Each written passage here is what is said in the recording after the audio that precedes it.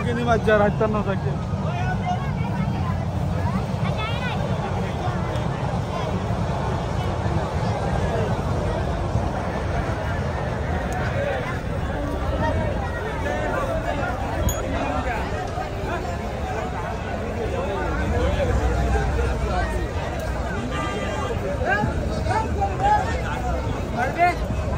এটা কত বেচে